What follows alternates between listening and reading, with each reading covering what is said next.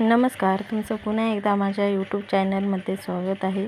चला तर आपण आज बनवणार आहोत ते खूप टेस्टी आणि स्वादिष्ट नाश्ता आहे.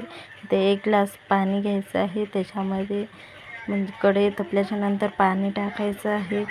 पाण्यामध्ये थोडंसं आपल्याला चवीनुसार जसं लागणाऱ्या वस्तू आहेत ना, जसं की थोडासा मिरच्या कुटलेल्या टाकायच्या आहेत. मिरच्याला बारीक करून आणि त्याला मस्त असं फिरवून घ्यायचं आहे.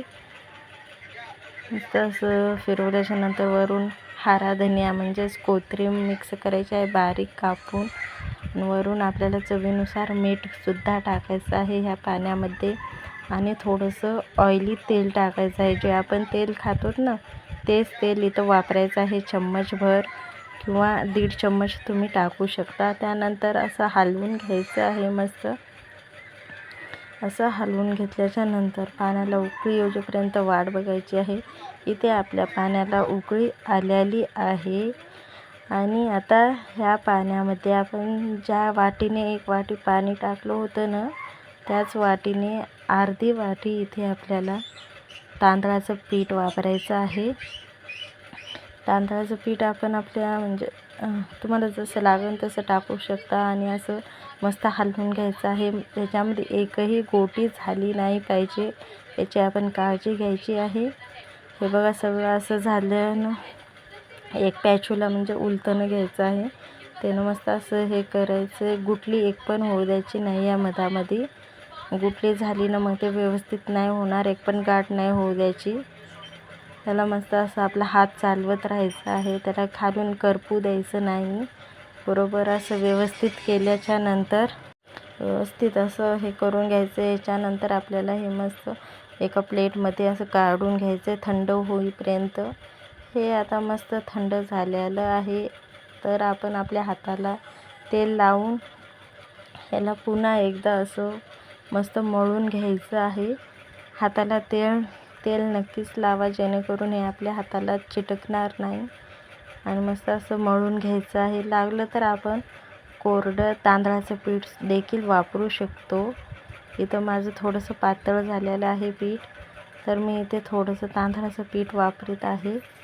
तुम्ही पण थोडंसं वापरा, जास्त वापरू नका बरं का, नाहीतर ते थोडं वेगळंच होऊन जाणार. मग सगळं असं फिसकून जाणार पीठ. हे बघा आपलं पीठ चुरून आपण 10 मिनिटे इथं ठेवलेलं आहे. हे असं मस्त फुगलेलं आहे पीठ.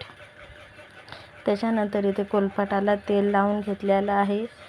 कोलपाटाला तेल लावायचं आणि लाटण्याला सुद्धा तेल लावून घ्यायचं आहे, जेणेकरून पीठ चिटकणार नाही. हे पिठाची अशी एक गोळी करून घेतली आहे आणि मस्त असं लाटायचं आहे. न उचलता लाटायचं असं मस्त.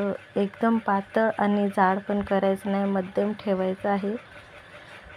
हे पीठ उचलायचं नाही, नाही तर ते मधातच तुटून जाणार. मस्त असं लाटायचं आहे. जे कडीकडून असं जे फाटलेला भाग आहे ना, त्याची काळजी नका घेऊ. ते आपण एका झाकणाच्या साहाय्याने ते काढून घेऊयात. हे बघा, हे असं गोल करून ते नंतरचा कडीचा भाग जो आहे ना पिठाचा, ते आपण आधीच्या पिठामध्ये वापरू शकतो, कारण ते दुमार कामाला येणार आहे. हे असं गोल काढून घेतल्याच्या नंतर ह्याला लगेच तळून घ्यायचं आहे. तेल मंद आचेवर, तेल जास्त गरम नको आहे. तिथं मस्त थोडंसंच तेल तापल्याच्या नंतर ह्याच्यामध्ये टाकायचं आहे. आणि ह्याला मग साधारण ते 1 ते 2 मिनटं तरी मंद आचेवर मस्त असं तळून घ्यायचं आहे. खाली वरी पलटू तळायचं आहे. हे असं जोपर्यंत कुरकुरीत होत नाही का, तोपर्यंत आपल्याला ह्याला तळून घ्यायचं आहे. हे बघा माझं इथं असं तळून घेतलेलं आहे. आणि बघा कलर पण किती मस्त आला आहे ना, ब्राऊन कलर. माझ्या मुलीला हे खूप आवडतं. हे बघा किती क्रिस्पी झाले. तुम्ही पण एकदा ट्राय करून बघा. माझी मुलगी तर आठवड्यातून 1-2 वेळेस हे करायलाच लावते. माझ्या मुलीला पण खूप आवडतं. लहान मुलांना नक्कीच आवडतं. तुम्ही पण एकदा ट्राय करून बघा. आणि हा व्हिडिओ जर आवडला असेल तर माझ्या चॅनलला लाईक, शेअर आणि सबस्क्राईब करायला विसरू नका. धन्यवाद.